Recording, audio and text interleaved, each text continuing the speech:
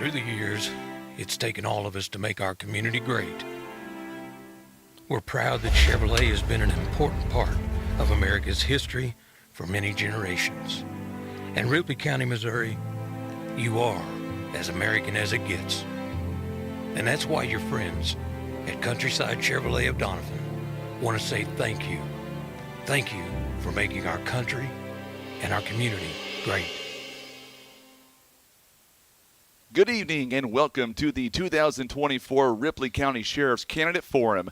I am Frankie Castile, the program director for today's talk, KWOC 93.3 FM, 9:30 a.m. This evening, we are live on multiple platforms across social media, including the Today's Talk KWOC Facebook page and our YouTube channel by going to youtube.com/River Radio PB. First and foremost, I would like to say thank you to Countryside Chevrolet in Doniphan for sponsoring tonight's event. Countryside Chevrolet prides itself on being more than just your trusted Chevrolet dealership. Countryside is committed to our community's well-being. They're proud to sponsor the Ripley County Sheriff's Candidate Forum. Our community deserves to be well-informed and in the best of hands. Also here tonight, also want to say thank you again to our three candidates that will be joining us here tonight, including Charlie Mays, also Rad Talburt, and Mike Barton. We also want to help inform Ripley County voters ahead of the August 6th primary. Here are tonight's rules for tonight's forum. The opening and closing statements will be given in the order the candidates appear on the ballot. Questions will be asked to each candidate, and they will have the opportunity to respond.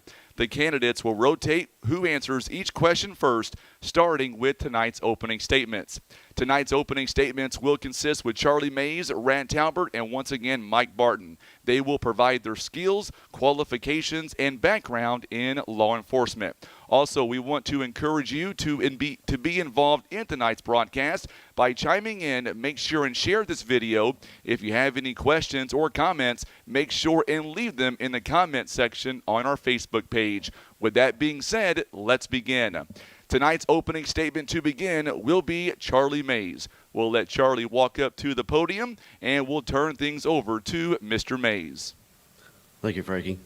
I'm Charlie Mays, running for the sheriff position in Ripley County Sheriff's Department. Been in law enforcement for 25 years. Been at Ripley County as my hometown. I've worked for multiple agencies around the state. I've worked for 2 agencies in Ripley County. I want to continue to work for Ripley County, show the people that I'm dedicated as I have been since I've been in Ripley County since 2011. I believe I can do a good job as a sheriff. I believe I'm a hard worker, and I will continue to dedicate my time and my knowledge to the Ripley County people and citizens. I have thousands of hours of training hours, different skills, anything from hostage negotiation to dealing with general calls of the public every day. I believe that I have the training and experience necessary to complete the position of the sheriff. I've worked under 2 different administrations, and I know the ins and outs of the department at this time, from the paperwork to the patrol. Worked day and night for several years. Always enjoy working for the county. I believe I get along with the public very well. Of course, I do make enemies because of what the job is, and I want to continue to do my job and protect the citizens of Ripley County. Thank you so much, Charlie Mays. And next up, we will have the opening statement as well from Rad Talburt. Same, if you can, provide us your skills, qualifications, and background in law enforcement. My name's Rad Talburt. I'm the Republican candidate for running for Ripley County Sheriff's Office. I've got 33 years of law enforcement. 29 of that was with the Missouri State Water Patrol. 25 of those years I taught recruits and officers up at the Highway Patrol Academy, and so I know a lot about training. After The Water Patrol, well, actually, the last 4 years of the Water Patrol, I was appointed by Governor Matt Blunt to run the Water Patrol up at Jeff City. And so my family and I moved up there, and I ran the Water Patrol for 4 years, and then I retired out of the Water Patrol. After leaving the Water Patrol, my wife and I went to Springfield, Missouri, and I worked at the federal courthouse guarding the federal judges. I worked through a contractual agreement with ACAL through the U.S. Marshals Service. After we left Springfield, we got to missing grandkids and moved back to Doniphan. And I worked for the Current River Career Center for 2 years, teaching the criminal justice class there at the Current River Career Center. When I moved to Doniphan in 1980, I met my wife about a year later. 2 years later, we got married. My wife's name is Joanne, and Doniphan and Ripley County is where we raised our family. We have 2 sons. One of them is Shane Talburt. His wife is Stephanie, and they got 2 grandkids that we adore dearly, and Brady and Landry. I've got a younger son named Bryce, and his wife is Shelby. They live here in Poplar Bluff. And the reason I'm running for Ripley County Sheriff is I had citizen after citizen contact me or see me in town and say they really wish that I would run for sheriff. They felt at that time they needed a change. And I kept telling them, no, I'm not going to run. And they just kept up. God started dealing with my heart, kind of convicted me of it, and I was enjoying retirement at the time. And so my wife and I talked about it, and God started laying things in place where it looked like it was something that I can do. So I finally decided to go ahead and run for Ripley County Sheriff. And a lot of people ask, that's one of the biggest questions I get was why, and that's the reason I tell them, is because God told me that I wasn't done serving yet. So thank you. All right. Thank you so much, Mr. Talburt. Next up is Mike Barton. Same question, sir. Please provide your skills, qualifications, and your background in law enforcement. Mr. Mike Barton. Good evening. I'm Mike Barton. I'm the Republican candidate for Ripley County Sheriff. I have 30 years of law enforcement experience. The last 25 years, I have served Ripley County under the last 4 prior sheriffs, and then now myself as the sheriff as the last 8 years. Graduated the Sheriff's Academy in 1993 and have been serving law enforcement since. I am seeking a 3rd term for the Ripley County Sheriff. A lot of hours spent, continuing education hours during our careers.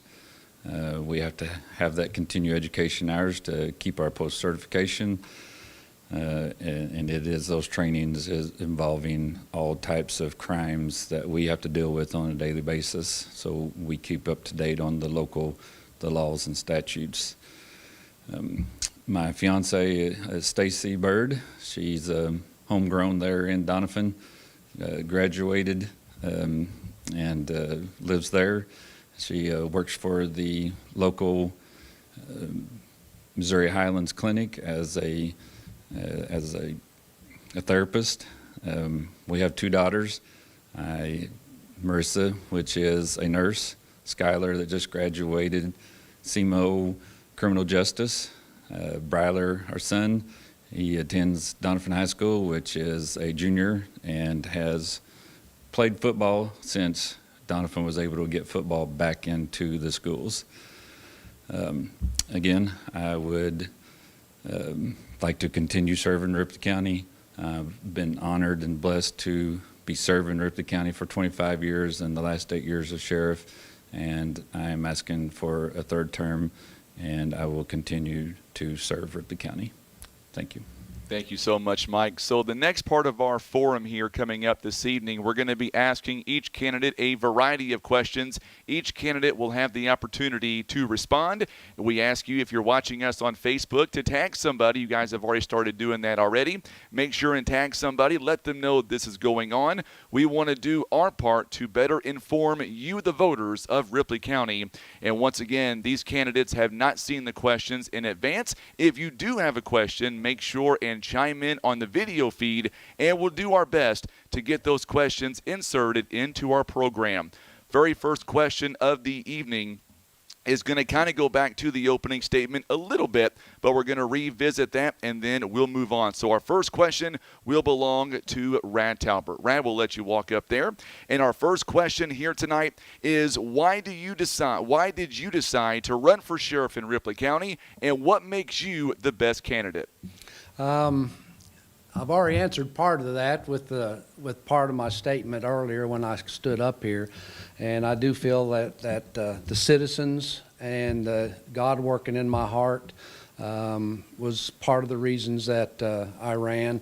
One other reason that I decided to run was I have a very dear friend that was going to run for sheriff. His name is Darren Tackett. And we had talked many times about him running for the sheriff's position because people had also talked with him. And he came down with health issues and could not run. And it really bothered me a lot that he had not been able to run. And I got to thinking, you know what, if Darren can stand up and run for sheriff and try to make a difference in the county, then I can do that also. And so that's one of the other reasons that I decided to run for sheriff. I feel that I would be a really good candidate to run for sheriff. I am very good at working with people, working with different agencies. I've got a lot accomplished in the career of my life. Whenever I decide to do something, I go at it 110%. And let the citizens of Ripley County know that if I do get elected, that they will not be regretting it. They will see a good, professional, well-trained department. Thank you so much. We'll let Mike Barton now take the podium, and we'll ask him the same question. This kind of goes back to the opening statement a little bit, but for Mike Barton, why did you decide to run for sheriff, sir, in Ripley County, and what makes you the best candidate? Yes. Ripley County has been my home most of my life. As a child growing up, we attended church camp through there in Ripley County Bible Way Association. My father became a minister through the association when I was about 5 years old, so he's been an inspiration for my whole life and my spiritual leader. And then in 2000, moved and stayed in Ripley County and have a home there. That is my home. Like I said, I've worked under the last 4 sheriffs of Ripley County and the last 8 years sheriff myself.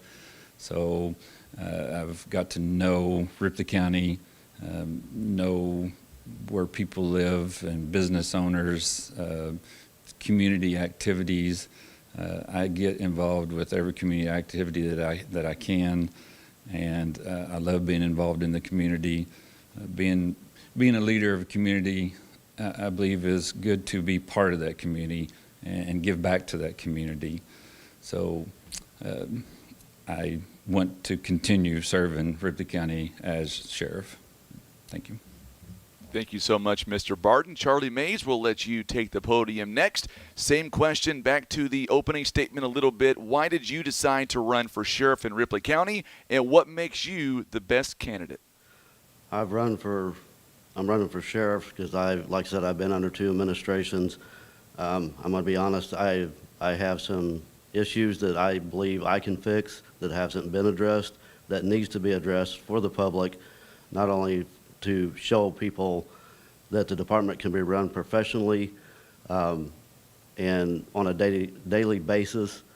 And I believe I have the training, experience, and knowledge of Ripley County and the Sheriff's Department to make our department run smooth, not only for dealing with our budget personnel and protecting the public. I've been working like I said, law enforcement 25 years. I've been with Ripley County since 2011.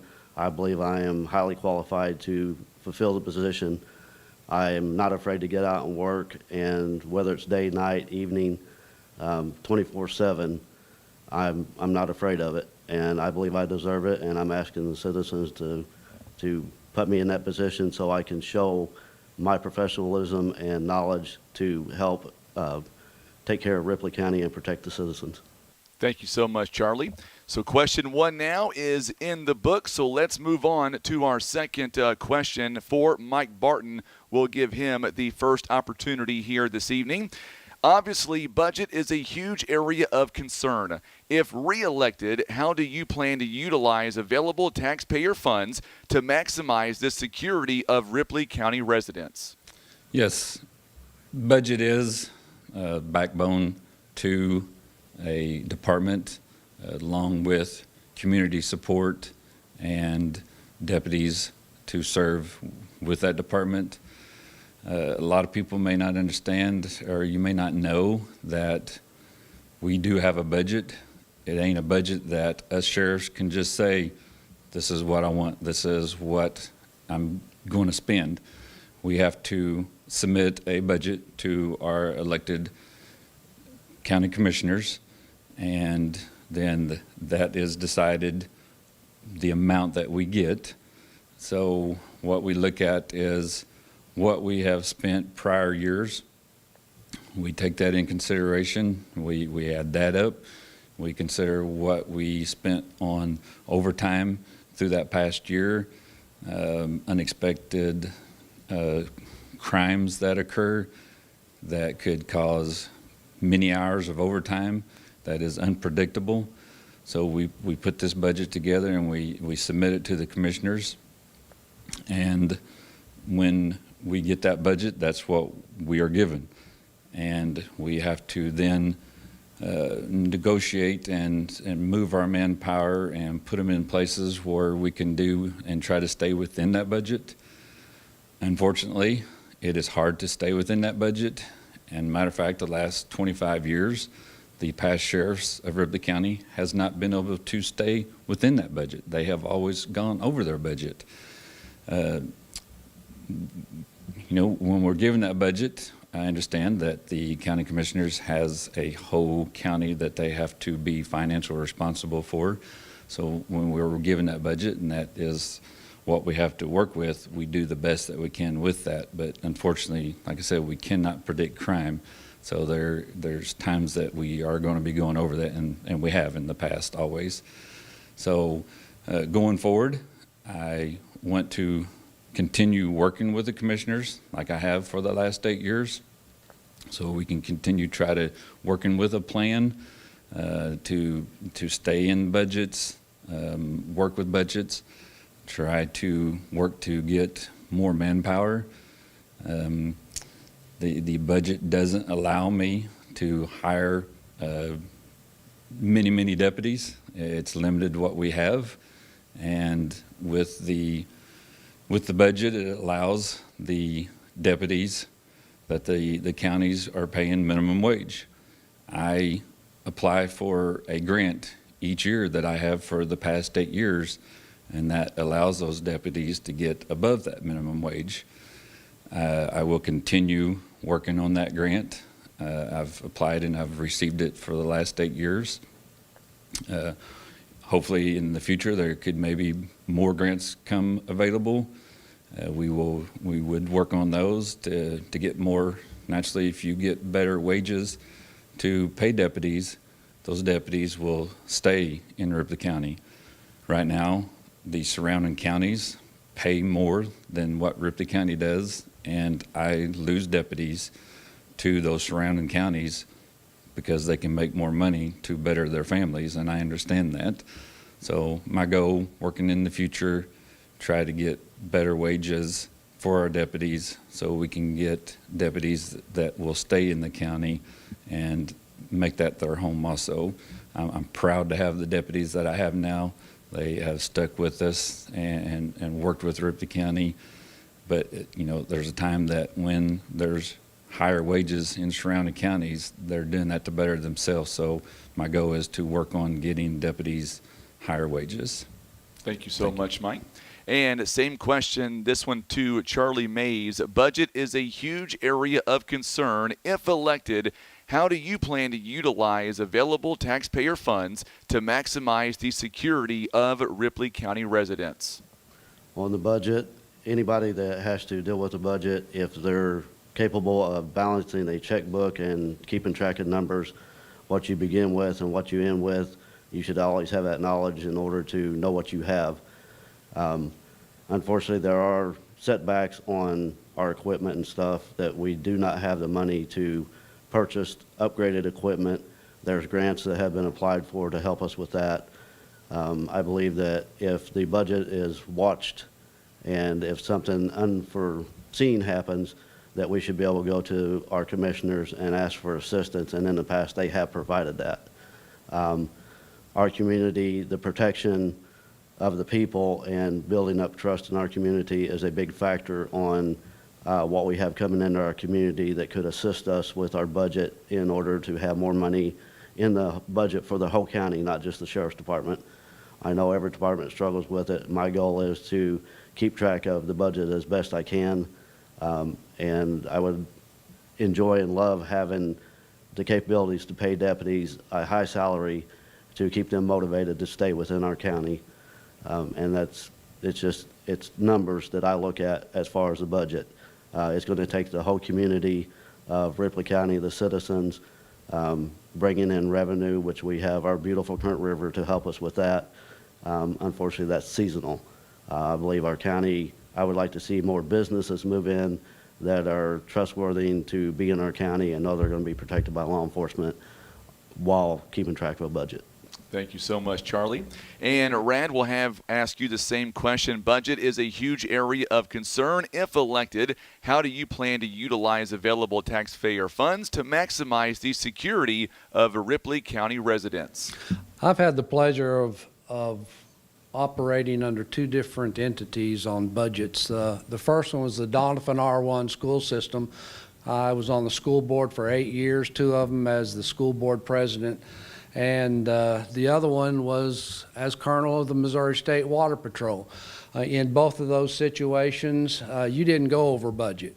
You had to make do with what you had. Sometimes you had to scrimp and scrape, but coming into the Sheriff's Department, knowing how poor the county is and how small the budget is, it's going to be a task to do that, and all the sheriffs have struggled with that. I feel I can work real well with the commissioners and try to get what I can for the department, to a degree.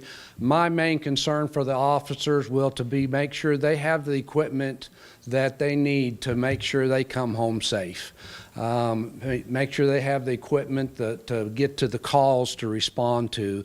I understand that some of our vehicles in the Ripley County Sheriff's Office are getting kind of poor, and hopefully that we can address that. And as I get more into looking at what the budget is if I get elected. There are some grants out there for training and stuff, and different grants that you can apply for. Sometimes you can get them, sometimes they don't. But I will do everything I can to get what I can for my department, work hard at it. But the main thing is to get what I can for the officers there to make sure they come home safe every night for their family. Thank you so much, Rad. And I want to stay on topic. We're going to have Charlie Mays come up for the next question. We're going to stay on topic here with the budget. And Charlie, what we want to know in Ripley County is what avenues could you pursue to increase availability funding for the Sheriff's Department?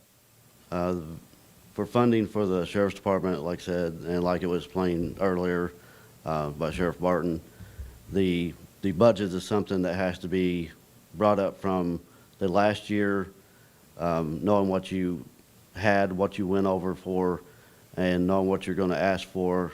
You always ask for more during the budget crunch, trying to get more so you can afford to buy equipment, pay the personnel, And it's not just the equipment for running out on the road, it's also the equipment for what's in the office that has to be done to keep the office running smoothly. Getting increased is part of the tax problem. Taxes is not a whole lot that I keep up with, but I do know with the budget, watching not to go over or trying not to go over is a goal to try to keep in the budget and the department running smoothly. Unfortunately, I would like to see better equipment, more pay for the deputies, and that is something I have to work with the commissioners and hope the county helps out as much as they can and just keep track of all the numbers. Thank you so much, Charlie. Rad, same question to you, sir. What avenues could you pursue to increase availability funding for the Sheriff's Department? Being working up at Jeff City for 4 years, I still have a lot of contacts up there, especially with DPS, grant writers up there, people who handle a lot of grants. If elected, I will be going up there and shaking the trees and seeing what money will fall out and that I can help the department with. These days, it's starting to get to a rotation where there isn't many law enforcement officers out there. All the departments are struggling to get manpower, and more money is starting to get turned loose for departments. So hopefully that can help us in the future. As I talk to other departments, it's getting tough everywhere, and it's going to be a hard road to hold to try to get our department, a small Ripley County, more money. But I will do what I can to get especially the deputies more money. We're one of the lowest paid around. It's hard to keep the deputies that you got when they go to bigger departments once you train them well, and because they can do so much better for their family. So it's going to be a hard road to hold to keep good deputies there, but I'll do what I can. Thank you, Rad. And Mike Barton, same question to you, sir. What avenues could you pursue to increase availability funding for the Sheriff's Department? Budget is surrounded by taxes.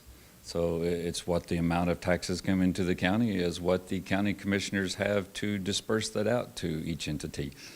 So the main goal that a sheriff can work on is to work with the community, educate them, work with the county commissioners, and they are the ones that are elected as our financial elected officials. So the sheriff has to work with the county commissioners, let them know what situation the sheriff's office is in, what we need, what we hope to get. So going forward, it comes down to is the sheriff working with those county commissioners and the community to keep the budget available so we can have the manpower and the resources that we need to continue serving those counties. Thank you so much, Mike.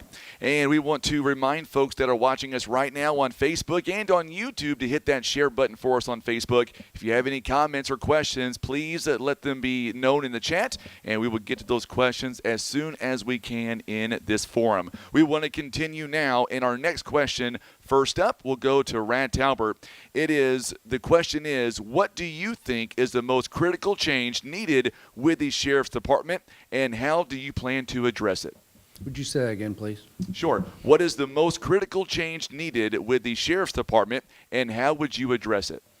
After talking with, I'm not in the Sheriff's Department. I haven't been in there for probably 6 or 7 years. So a lot of it, what goes on in the Sheriff's Department is just what I hear from the public.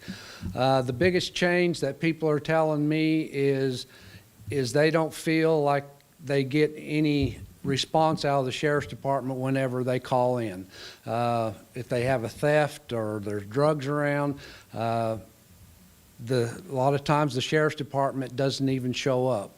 And that's the biggest complaint that I hear through the public and the citizens that talk to me. And one of the reasons that I decided to run for sheriff. So should I get elected, we will answer all calls, respond to the citizens expect you to be there. If you're not going to respond to the calls, the taxpayers are just wasting money. You've got to be there for the citizens to respond and to answer calls, and they want to feel safe whenever they've got some bad dude knocking on their door or at their house stealing stuff. And just a lot of the crime just needs to be slowed down and stopped and gone on from there. Thank you. All right, thank you so much, Rand. Next up is Mike Barton. Same question to you. What do you think is the most critical change needed with the Sheriff's Department, and how would you address it? I will go back to manpower. When surrounding counties are paying more, it attracts those deputies to go to those counties to better themselves and their families. So the biggest need is to get more higher wages for deputies to stay in that county. And that falls back on the budget again, on working with the commissioners to try to get that to stay. As far as response, unfortunately, there is many times where there is only one deputy patrolling the county of Ripley County, which is over 600 square miles. A third of that county, which is very rural, Mark Twain National Forest. So when you've got one deputy on patrolling a 600 square mile county, and there's only one bridge that separates that you can go across from one end of the county to the other, sometimes it can take up to 45 minutes to get from one corner to the other corner. So without more manpower and keeping deputies, what we do is, if there is just that one deputy on and there is always multiple calls coming in at the same time, we either have to ask the dispatcher or we have to get cell service, and we call that next call and say, we are at this call, and as soon as we get done with this call, we will be responding to the next call. And it's sad that that's what we have to do, but sometimes we have to take those calls in priority. And with one deputy on, that priority call will have to go to that one first. I will never, and I've never tried to leave any call unanswered. Phone calls, sometimes we have to get back closer to town before we can even answer and return a phone call. So yes, it does take some time sometimes to answer to those calls. So I will continue working and trying to get more manpower, because without more manpower, we cannot respond to multiple calls at the same time. My goal is to continue working on that. Thank you so much, Mike. And Charlie Mays, will let you walk up to the podium as well. And what do you think is the most critical change needed with the Sheriff's Department, and how would you address it? Starting with the first thing I believe needs to be addressed is the sheriff's responsibility is to keep his deputies under control, make sure they are doing their jobs, taking calls for service, whether it's a phone call or responding to a call for domestic, shots fired, it doesn't matter. The call's important to somebody because they called us. I believe it's the sheriff's responsibility to make sure his deputies, in a professional mannerism, does their job to the best of their ability. If they need assistance, we've always had where a deputy can contact us or have dispatch get a hold of someone to come out and help. But I believe the safety for the community, it starts in the home, in the office. It's the sheriff's responsibility to make sure the deputies are doing what they're supposed to do and be held accountable for if they're not doing their jobs. I believe that is a big part of what most people in the community is having troubles with right now, and I believe I can fix that. Thank you so much, Charlie. All right, we're going to continue on with our forum here this evening. And next up is Mike Barton. And our next question, before we get to that question, our broadcast here tonight, once again, proudly presented by Countryside Chevrolet in Doniphan. All right, for Mike Barton, what policies would you implement to increase staff morale and retention? We have a policy and procedure manual, and every time a new deputy is hired, we go over that policy and procedure manual with that deputy. And if they're fresh out of the academy, they may be kind of taught one thing in the academy. We then educate them and teach and train them our policies and procedures. We adopt the Missouri State RSMO statutes, so we can work with all other agencies to enforce those statutes, and we want to give the training to our deputies, and again falls back on the budget that hopefully we can continue working on that to continue getting better training for our deputies. Thank you. Thank you. All right, Charlie, same question to you, sir. What policies would you implement to increase staff morale and retention? Well, we have policies, as been stated, that our deputies are supposed to follow. That is something that has been done since I've been there, and I know it was done before that, for policies to be followed. I do not believe policies have been followed to exact, and there are times when policies, the situation of what's supposed to be followed by policy may have to be trimmed or downgraded a little bit, depending on what the situation is. I believe policies are in effect for a reason, that not only protect the sheriff's department, but also the employees. So policy is a big concern and should be followed as much as possible to make sure that your agency is well within reason of what's being done. Thank you so much, Charlie. And Rand, same question to you, sir. What policies would you implement to increase staff morale and retention? The policies I would implement to increase staff morale and retention, to start off is with morale. It's as an officer that goes out and patrols, they see a lot of different things. To keep morale up in officers, they need to know that the head of the department and the rest of the department is behind them. I've been into a lot of sheriff's departments where they're like a family, and the morale seems really high there. And that's the way it was in the water patrol. Everybody was a family there, and we took care of each other. The one thing I have found that the main policy on keeping up morale is you always put family first when it comes to an officer, and then job second. Family's got to be first. As far as the retention on the officers, put policies in place that you know that can be followed, that protects the department. The retention of an officer is just getting along with them, showing them. A lot of it comes with training. Field training officer, I don't know how long the officers ride when they come to Ripley County for their field training. I've been told it's 2 or 3 days, which to me isn't enough. It might be longer than that. They need weeks of training when a new officer comes in, whether he's a new one or a seasoned officer. They need to get to know the county with another officer so that they know what they're doing. That helps build their confidence in what they're doing and keep them around longer and become part of the group.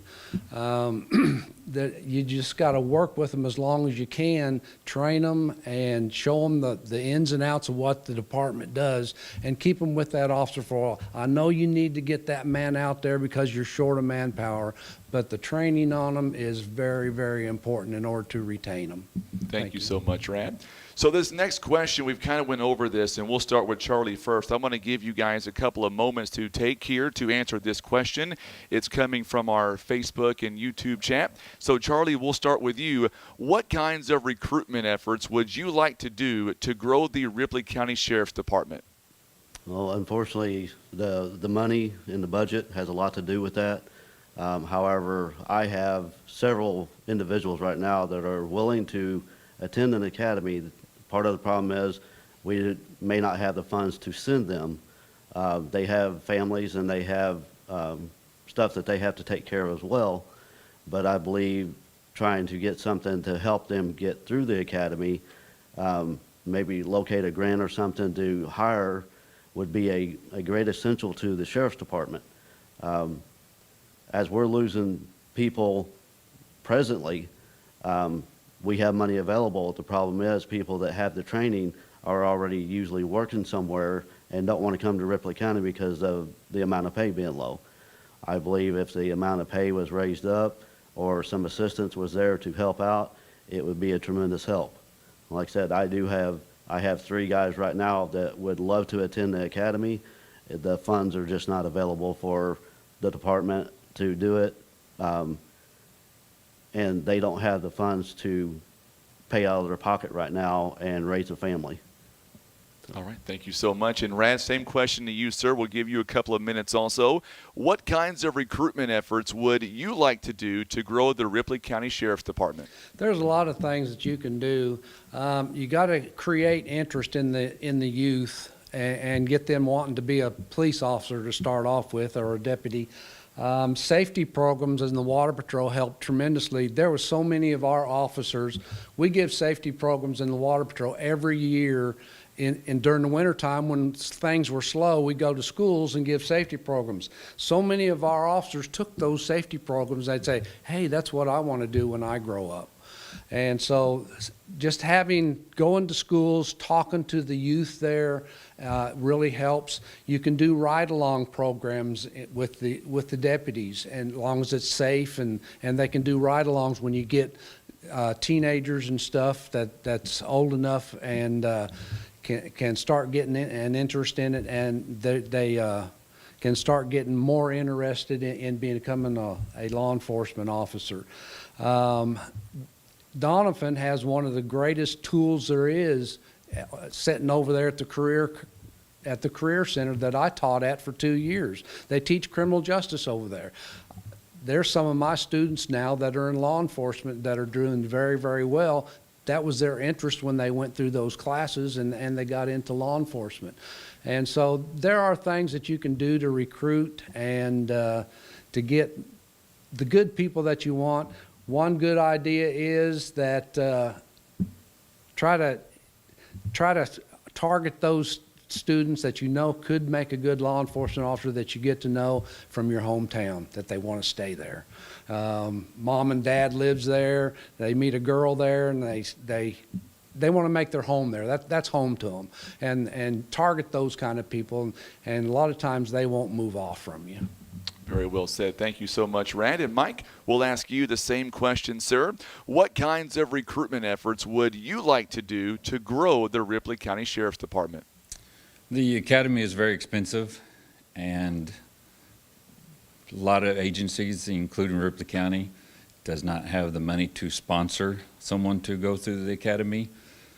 We've done that once in my 8 years of sheriff. We was able to sponsor a gentleman to go to the academy, and shortly after he graduated and worked a few months, he left to go to a surrounding county that offered more money, because now he was Missouri Post certified, so he could work other places.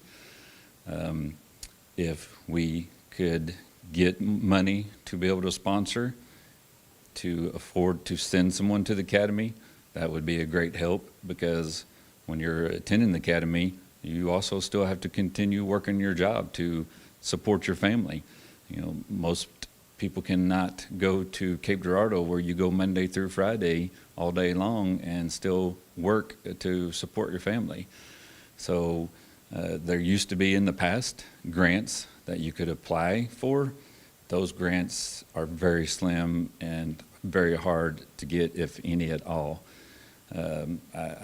I've seen through public safety a lot of those grants, and that money will go to bigger agencies that can take that money and use it for those departments that has more population. My 25 years here in Ripley County, I have attended many school activities and functions that I've been able to give speeches and talk with the young and the teenagers, and because that's how I got into law enforcement. When I was in grade school, a school resource officer came to my school, and that was my decision to get into law enforcement one day. So going to the schools and visiting with the kids, what I do is a big part of that. I hope in the future we'll recruit those. The ride-along programs in Ripley County is not allowed due to the insurance and the liability reasons. So I can't consider that part, but I will consider going to the schools and visiting with our kids and even the adults that are in Ripley County that want to go to the academy.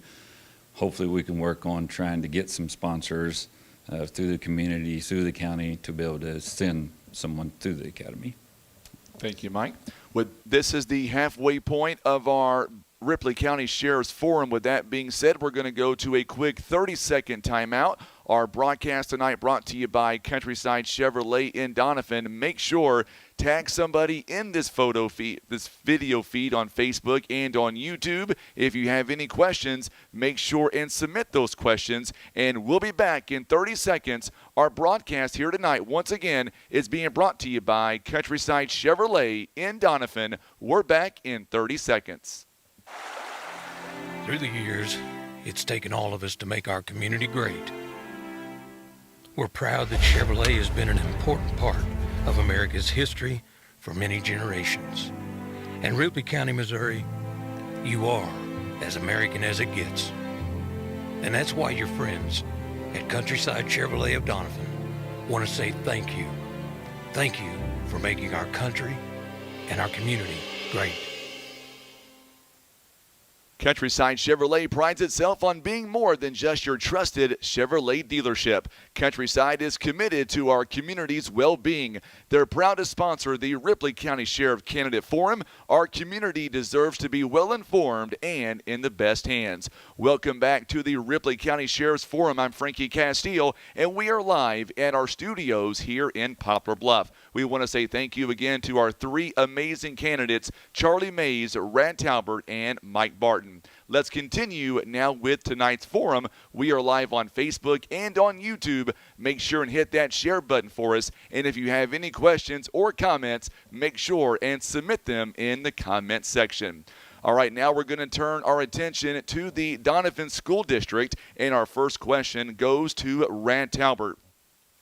As of tonight, there is only one school resource officer in the Doniphan School District. What kinds of policies or procedures would you put in place to ensure a timely response to any disturbance within any Ripley County school? In Ripley County, we have three other outlying schools, Naylor, Gatewood, and Lone Star. Two of them, you're looking at a deputy probably taking about 20 minutes to get there, if not longer, depending on where they're at in the county. I can say that Doniphan having a school resource officer is just a tremendous benefit for them. A resource officer can get to know the kids. They've actually solved a lot of crimes from him talking to some of the students around. The students get to know him and know that the police officers are just regular people. I've already trying to hit the ground running for this situation because I think that our kids are one of the best resource and precious thing that we have in Ripley County. I've been talking to the three superintendents from Naylor and Gatewood and Lone Star, and I've been looking at school resource officer grants, and I was asking them if they would be up to sharing a resource officer where they could go around to each school each day and just where they can start having more safety for each school. They could use him when they needed to, and for each of them to put in a little money towards it, with the sheriff's department put in a little bit, because that officer would also be used during the summertime when the school wasn't going in. They were all receptive to it, and thought that would be a good idea. It's something that once I got it together, everybody could look at, including the school boards. And so I've been trying to think out of the box of ways that we could make our schools safer. I asked some of the teachers and the superintendents, I said, does the sheriff's offices do walkthroughs through here? They said, yes, Sheriff Barton comes through the first or second day of school, and he does a walkthrough at the schools just to see what's going on and everything. And I said, does he continue that? And they say, no, that's about the only time you see him unless there's a special event. I said, well, do you have the deputies stop in from time to time and walk through? They said, no, we never see a deputy up here. So that really concerned me. We need to have our deputies in the schools more. I mean, if they're just out on a call or just driving by patrolling, they need to stop in and just let the students know they're around. Some students are scared of police officers, and just get to know them, let them know that you are a regular person. So there are things that we can do to get our schools safer, and these are a lot of things that I will be looking into. Thank you so much, Mike Barton. Same question to you, sir. I'll reread the question. As of tonight, there is only one school resource officer in the Doniphan School District. What kinds of policies or procedures would you put in place to ensure a timely response to any disturbance within any Ripley County school? Yes, our children are our future, which is all of our number one priority, is to protect our children and our families and our communities. That's all on our hearts. As I said earlier, you heard me say I have one deputy on during the daytime, which is also when school is taking place. So what I have been able to do and will continue doing is each deputy has a take-home vehicle, and that's the way the one deputy that I have on, and if there is an emergency that comes up, I've been able to keep those deputies with a take-home vehicle. So if they're not on duty at that time, we are able to call which one is the closest to that scene. I have a deputy that lives in the Naylor area. I have a deputy that lives on the west side of the bridge, which is where Lone Star and Gatewood is. So with those take-home vehicles, since we don't have the manpower to have school resource officers in Naylor, Lone Star, and Gatewood, I want to assure that I keep those deputies with a take-home vehicle so they can respond if the deputy on duty is not able to respond. And then again, it falls back to trying to get more manpower in the future. I would love to have a school resource officer in every school, every day. We don't have it at the time. In the future, I hope we do. But we also train in these schools, Doniphan, Naylor, Lone Star, and Gatewood. Throughout the year at different times, if they may not see us there training because we do the training without the students in the class because we're practicing entering rooms and using airsoft guns and doing that training in case there is an emergency active shooter that we pray never happens. So we have that training in place, and we do that at those schools, and we'll continue doing that. Thank you so much, Mike. And Charlie, same question to you, sir. As of tonight, there is only one school resource officer in the Doniphan School District. What kinds of policies or procedures would you put in place to ensure a timely response so any disturbance within any Ripley County school? As a sheriff, it'd be my responsibility to make sure that I could do everything in my power. If I had the manpower to place a deputy in the schools, since I don't have that opportunity and it would be some time to put that together, I believe that instructing the deputies to, if they're in the area near a school, to stop in. I do know that as a deputy working the road, I have been working nights and evenings a lot, weekends. School's not in session when I'm working. However, if I have the opportunity and the schools are open and I'm in the area, I have stopped in, checked with office personnel to find out if everything's going okay, spoken with the children from kindergarten and up at all three schools that are in the county. I believe that just having presence and having communications, close communication with the administration of the schools, as the sheriff, I know I would be going to the schools and speaking with them, not only just for special events or close to election time. It's my responsibility whenever school's in session to make sure that our schools are safe for the children and personnel that work there. All right, Charlie, this question is for you first. Our next question is, how would you enhance de-escalation training for officers to reduce the likelihood of violent confrontations? The de-escalation after dealing with a call. Yes, how would you Okay. enhance the de-escalation training for officers to reduce the likelihood of any violent confrontations? Extensive training is what it takes to handle any situation, having the knowledge of the laws and the capability of what you know you're capable of, dealing with any situation, whether it be even in the office, outside the office, in the community, even our schools. In a violent situation, if you don't believe you have the capabilities of handling it by yourself, first off, you're going to request backup, and that would be part of a policy I would have in place. I don't want anybody being afraid to go to a call or handle a call, but if they have some discomfort, it's my responsibility as a sheriff to make sure they're protected. And after the incident, make sure that they're de-escalated on what they had to deal with, and if that includes getting them counseling if they need it, to make sure that they're also safe to go home to their loving families as well. Thank you so much, Charlie. Rand, we will ask you the same question, sir. How would you enhance de-escalation training for officers to reduce the likelihood of a violent confrontation? You got to know how to handle a lot of these individuals. It does take a lot of training on officers.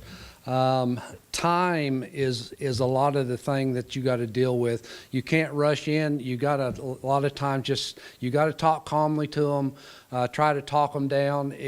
If it is a bad dude out there, a person that could cause harm, you definitely want to get back up there and don't be rushing in. You've got to handle the situation as a trained officer, and you got to have your officers get that training within not long after a period of time after they get to your department, because we're getting more and more of these mental health people out there that you've got to deal with, and it's in each and every county. So on de-escalation, the biggest thing is to get back up out there and just try to keep them as calm as you can until a lot of times you can talk them down and diffuse the situation, find out what their problem is, and just keep talking to them. But you need to take your time instead of just thinking I'm just going to rush in and take care of it. And you can't do that. You got to have patience and have time and work with people. Thank you, Mr. Talburt. Next up is Mike Barton, and the same question to you, sir. How would you enhance de-escalation training for the officers to reduce the likelihood of a violent confrontation? When a new deputy is hired, first thing I do is I sit down with them.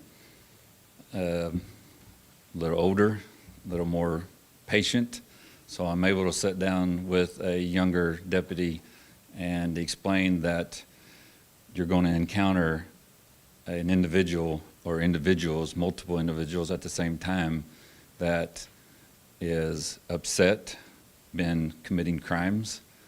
You may be there to arrest them, which means you're taking their freedom away from you, and that person can turn violent at any second.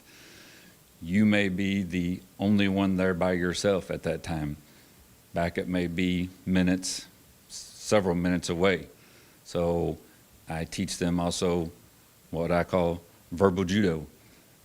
We don't want to go hand to hand to hurt ourselves or to hurt that person that may be upset and not wanting to go to jail because he's committed a crime. So I teach them that verbal judo to calmly talk to them. When I'm on route to a scene where I know that there's high tension going, first thing I do is I say a prayer before I get there. God protect us, everybody involved. And then after a deputy is hired, there is a 40-hour training of CIT, the critical situation training. So I will send those deputies to that. During that training, that 40-hour training, there's a lot of intense training involved on dealing with somebody that is unruly or that might be mental, to approach that situation calmly and at a different way than just going in full force. So I will continue giving that training. Thank you so much, Mike. This next question, we've all can come to the same agreement that manpower has been an issue for many departments. And this first question here goes to Rad, Mr. Talburt. According to court records, there are over 300 unserved arrest warrants in the county. How do you propose addressing this issue? That is a lot of arrest warrants. Having that many, I've thought of this situation because we had that same question at our last debate, and I've thought about it. To me, that's a supervisory failure, that the deputies aren't supervised enough to get out there and do their job. When I used to work the water patrol, we worked a lot of overtime hours during the summer, so during the winter time I had about a month and a half off, and I was able to go in and help out the sheriff's department. I put on a deputy's uniform and would go out and patrol, and we had a lot of warrants that would come into the sheriff's department at that time. Some days where you were slammed and you didn't have much time to do anything. Other days it was pretty slow. And what I would do is grab up 2 or 3 warrants and go out and serve them. And all the other deputies at the same time would do the same thing. The sheriff at that time would leave you tasks to do whenever you showed up for work. I don't know if that's being done now or not, but I know that as many search warrants, arrest warrants as there is there, that's just way too many that should be. Everybody should start working at it and start dwindling that down. The first thing that you do want to do is make sure that you go after the more hardened criminals and get them off the streets, to keep the public safe. That's very important, that on those certain warrants, that the ones that are the bad dudes out there causing a lot of crime and could be causing hurt and injury to the citizens, those are the ones that you want to concentrate on first. Thank you, Mr. Talburt. Next up is Mike Barton. According to recent court records, there are over 300 unserved arrest warrants in the county. How do you propose to address this issue? Yes. Luckily, we were able to get grants and funding to build a Ripley County Detention Center. My first 7 years of sheriff, we did not have a jail. Doniphan lost their jail that we were holding our inmates, and we began to have to transport our inmates to Butler County and Wayne County, and now even some to Stoddard County. So with the money and the grants that Ripley County got, they were able to build a 32-bed jail that is 32 inmates, not 300. I would love to have a huge jail that would hold 500 inmates, because if a person commits a crime, they deserve and need to be in jail. After jail, then we'll get them drug court, family court, mental help. But the issues with the numbers of warrants, all of those warrants doesn't mean people has committed crimes and did not answer to those crimes. A lot of those warrants is those people were arrested, they were put in jail, then they either got bonded out or released on their own recognizance, and then failed to appear to come back to court. So a lot of those warrants are the failure to appear warrants, not because we have not done our job to arrest those people. And I would love to be able to have manpower to go to our warrant drawer and take out 2 or 3 a day to make those arrests, to get those people back in the court system, and if they owe restitution, to pay back the money to the business and homeowners that they have taken from, and and turn those people into victims. So again, without more manpower to be able to serve those warrants, we do try to serve if there is a serious crime that was committed. We will work on that, getting those persons in jail right away. So until we get a bigger jail, more funding and more manpower to serve all those warrants, there will be warrants, but again, that doesn't mean that those people were not in jail at one time.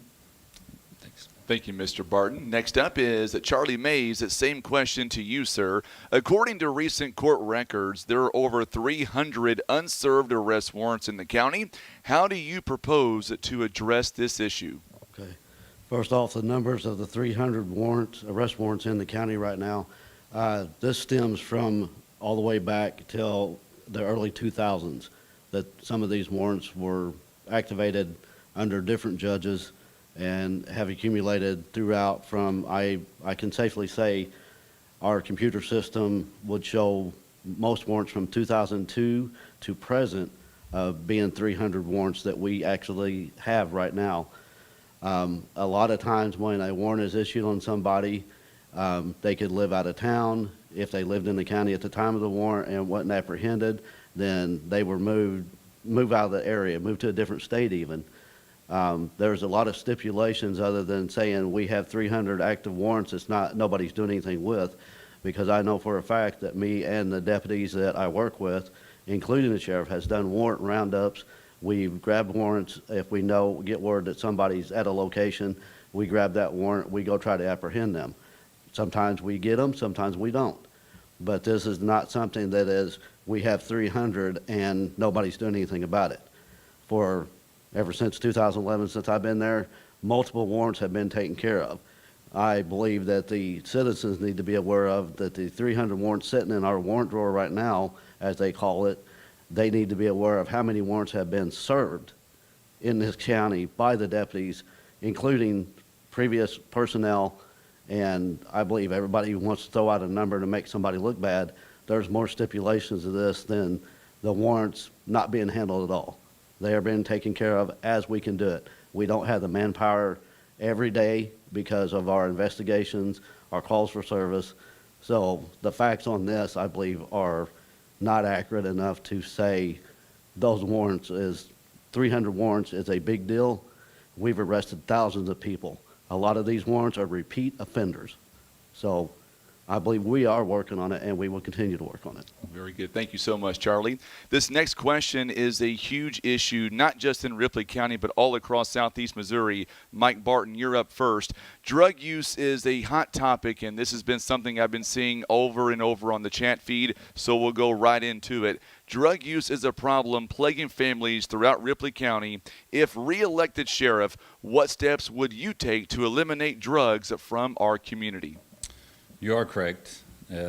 Drugs is a problem, always will be a problem. I don't see drugs ever going away. Every sheriff, every law enforcement, our goal is to fight the war on drugs, to get the drugs off street. It goes back to which department has more manpower to do that. I'm going to go back to 2000 when I started in Ripley County. I was appointed as what was called a MoSmart drug investigator. It was a team of deputies that was assigned to methamphetamine arrests. And from 2000 to 2011, with me and the help of the deputies at the sheriff's office at that time, we were able to keep Ripley County in the top 10 counties in the state of Missouri for making drug arrests. Unfortunately, those grants and that money has gone away. So without the grants and the money, so does the manpower.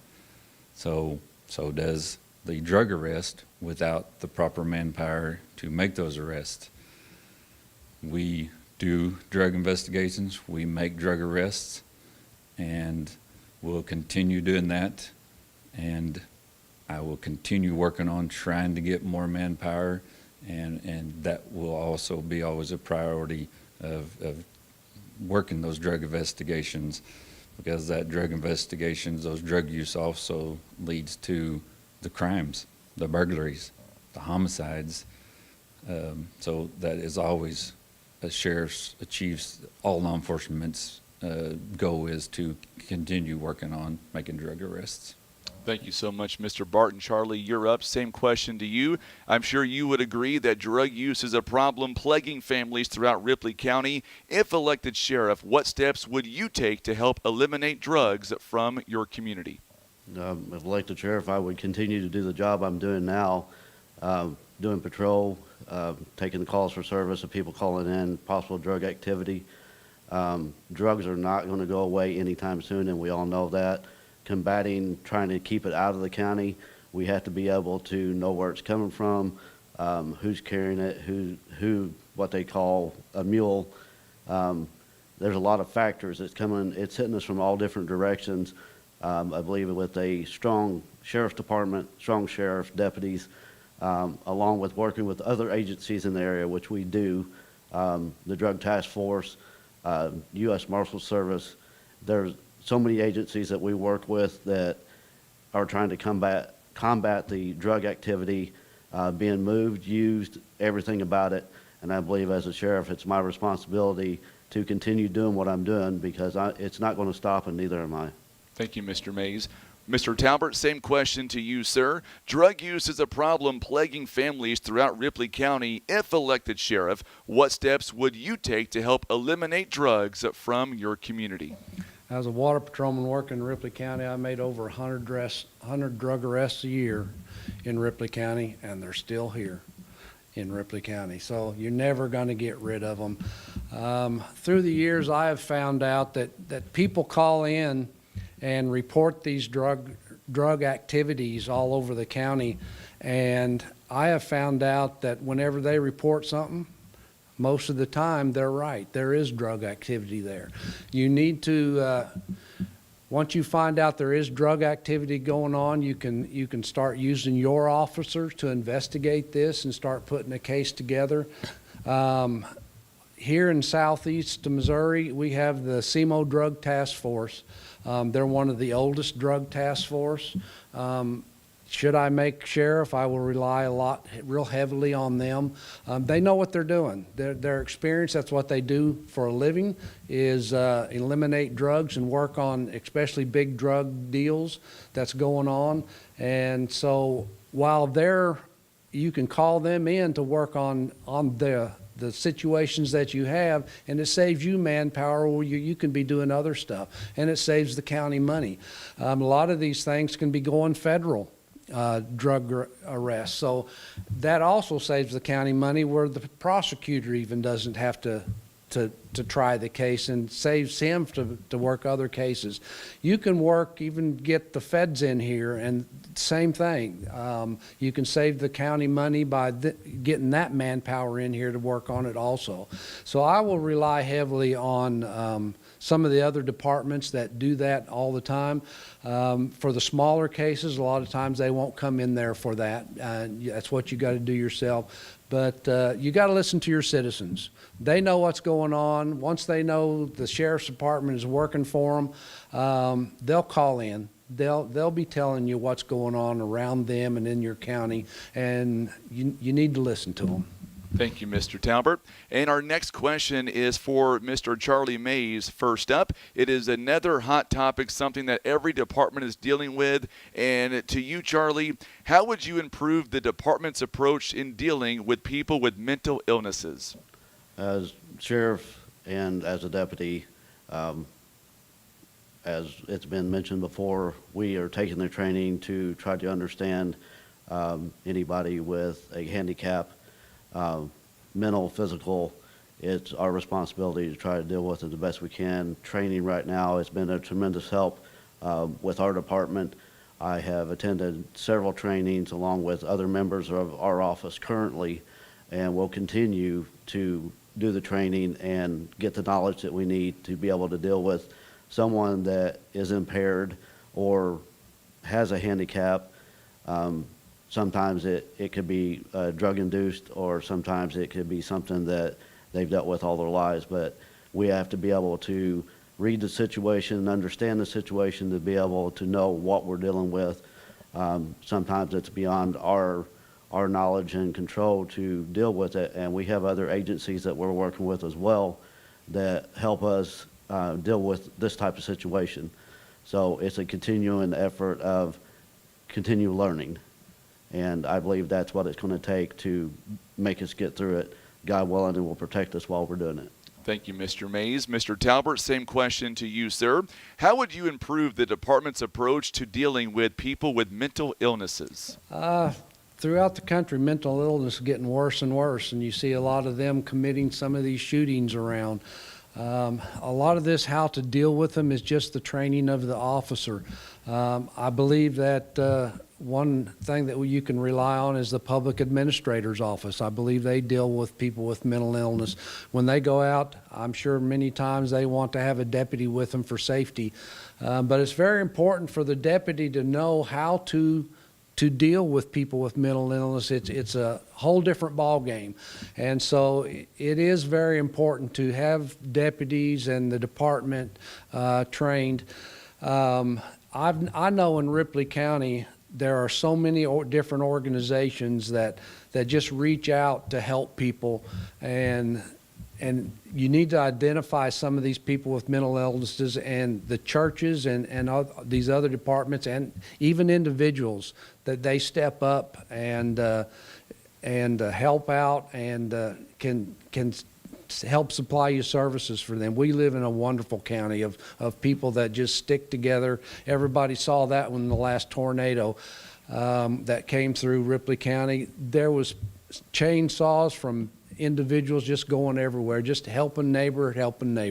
And we do live in a wonderful county that has a lot of really good people, but the mental illness is there, and we need to take it seriously. Thank you so much, Mr. Talbert. And Mr. Barton, same question to you. How would you improve the department's approach to dealing with people with mental illnesses? Training. We start with the training, the CIT training. Every new deputy, we try to send them through that 40-hour class that teaches about mental illness and dealing with people with mental issues. A lot of our mental issues starts with the drug use. The drug use will lead to mental issues and mental problems. I'm proud that Ripley County, our court system, our prosecutor system, our public administrator, and the Ripley County Sheriff's Office, I have a reserve deputy that's dedicated, that works with the court system, with the drug court and family court and the public administrator. We all work as a team. We may arrest you because of drug use that has now turned into mental illness. That mental illness also affects the whole family. So with this drug court and family court, we take this person that has been arrested, has been put in jail. We're trying to give them a second chance and work with them and teach them to get away from drugs, get your family back together, get with your family, get with God, stay strong with your family. And with these different entities that we are working with, we are making a difference with the mental health. And I got a little extra help myself because my fiance, being a mental health counselor, I kind of have some training of my own that she's able to help me with. The degrees and the training that she has, she shares that experience with me also. But working together, we will continue just being stronger together. Thank you, Mr. Barton. So we have now reached our final question before each candidate will be given the closing statements. Our last question here of the night goes, first up is Rand Talburt. And what Ripley County residents want to know, what actions would you take to shape the future of Ripley County, and what does that future look like to you? The future of Ripley County, to me, is like I said before, we've got a great county with a lot of good people in it.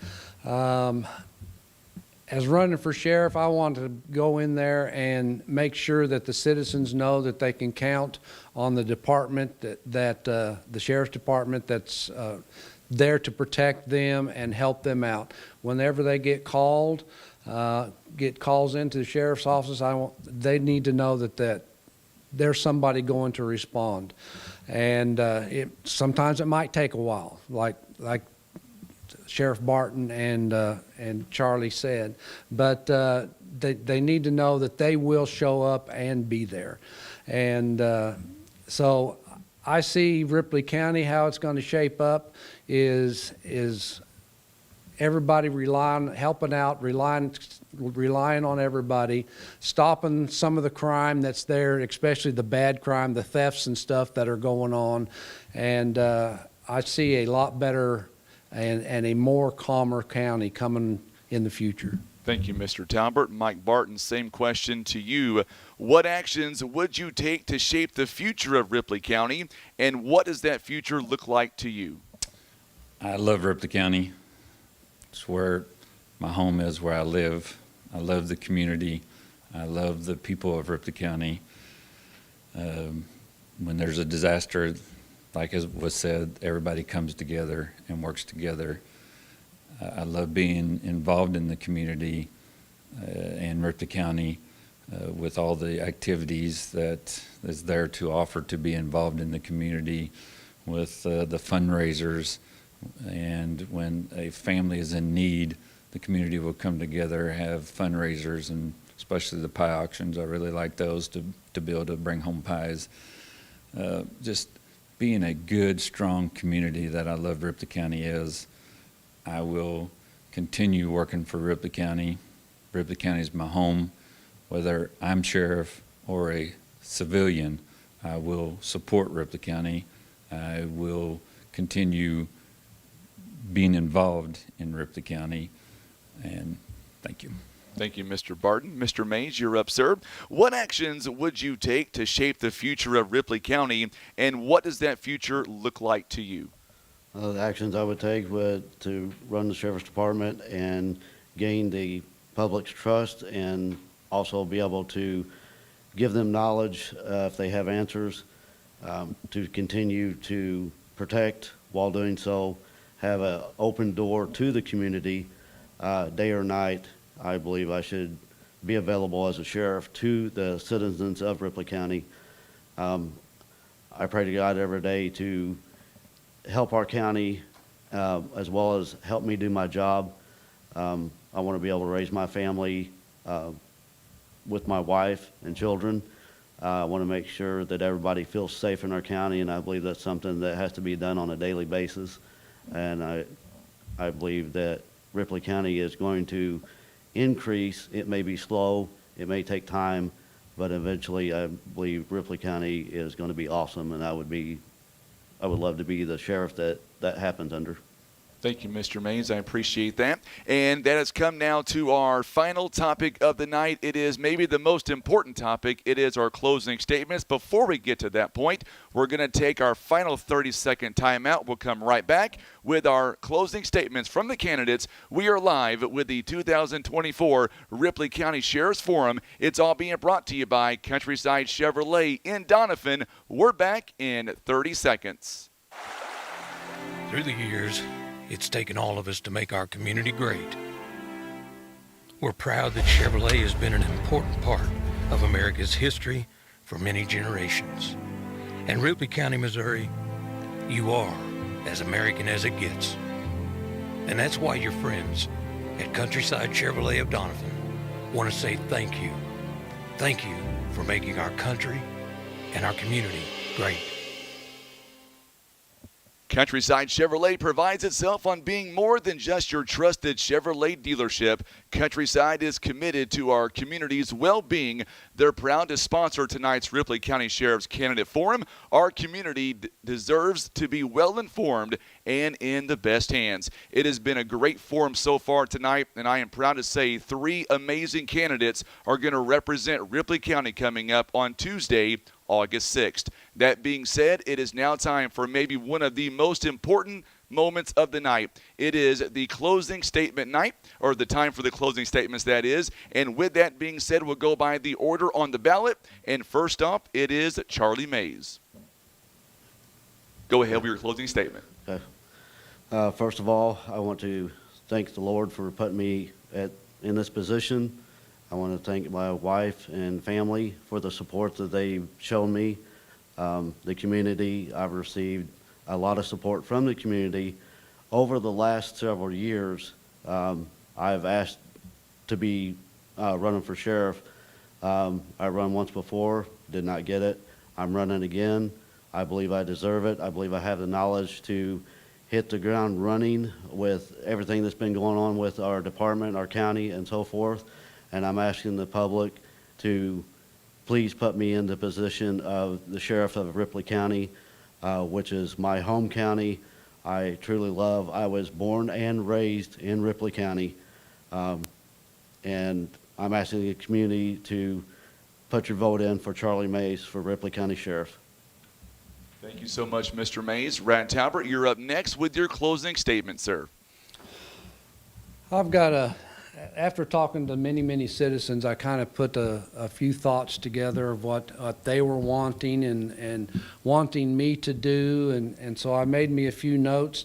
And the thing that came up more and more often was just the one word, accountability. So I can tell the citizens of Ripley County that should I be elected, I want everyone to know that I will hold myself and the deputies that work with me accountable for our actions. I want our office to be accountable to the city's citizens of Ripley County, the ones we work for, and I will hold the criminals accountable for their actions as well. I will uphold the United States Constitution and uphold the great state of Missouri Constitution, enforcing all the state statutes while protecting the citizens' rights. Making sure that when a person is a victim of a crime, their voice will be heard. I feel the current sheriff's office has lost touch with the citizens of Ripley County, resulting in a loss of confidence in the sheriff's department. Therefore, they no longer reach out to the sheriff's office due to previous requests being unattended. All the money that this county has provided for the sheriff and the deputies in order to provide the citizens protection, I feel there has been a substantial waste. Many citizens are not receiving the benefits they should. The sheriff is not currently doing what he should do by statute, and he's the chief law enforcement officer of the county. Should I be elected, my focus as the Ripley County Sheriff is for me and my staff to work for all the citizens of Ripley County. I want each person who has or will involve themselves in criminal activity to know you are going to be held accountable. The days of easily getting away with crimes are over. I assure you that you will see a change in how the Ripley County Sheriff's Office deals with criminals. I will hope that you will elect me Tuesday, August 6th, during the election. Thank you, Mr. Talbert. Mike Barton, you're up next with your closing statement here this evening, sir. Thank you for allowing me to serve Ripley County. I've proudly served for 25 years, Ripley County, the last 8 years as your sheriff. I would love to continue serving as your sheriff. I love God, I love family, I love the community. We'll always continue to work for the community. Us all law enforcement, our goal is to uphold, enforce the laws and statutes, our constitutional rights. We'll continue doing that. And I just thank you for allowing me to be your sheriff. And please, I ask to let me continue doing that. I will continue to try to work harder and get the more manpower and work with commissioners and work with the community so we can all work as a team. I like saying this phrase because it is on my campaign signs. At the bottom it says, "In God we trust." So I trust in God, and I believe in our community that we work together, we can grow together, and stay strong together. Thank you so much, Mr. Barton. If you don't mind, we'll have you stay put there at the podium. And the other two candidates kind of going off script here, kind of join him near the podium. And instead of bringing the camera on me, we want to get all three of you guys on camera one final time here. So, Tim, you may have to zoom out a little bit. I'm going to read the closing here, but I want to say thank you. First off, these are three terrific men running for sheriff in Ripley County coming up on Tuesday, August 6th. In closing, I do want to say thank you to Countryside Chevrolet in Doniphan for sponsoring tonight's event. I would also like to say thank you again to Charlie Mays, also Rand Talburt, and Mike Barton for participating in tonight's forum. Most of all, I want to say thank you to you, the viewers and the listeners, and joining us tonight and being engaged in this evening's forum. I know some questions were not asked you might be seeking answers to, but we did this now for 90 minutes. We wanted to make sure that we can get these guys in and out. So remember, coming up on Tuesday, it is the election day, primary day, and of course, we have been live on Today's Talk, KWOC's Facebook page, and our River Radio YouTube channel. There is still time to tag somebody in this video and make sure they watch this, and make sure and join me coming up on Tuesday, August 6th, as we bring you live election results from the Missouri primary election. Remember to go out to the ballot box and make your voices heard on Tuesday, August 6th. With that being said, thank you again to Charlie Mays, Rand Talburt, and Mike Barton. Thank you, good night, and God bless our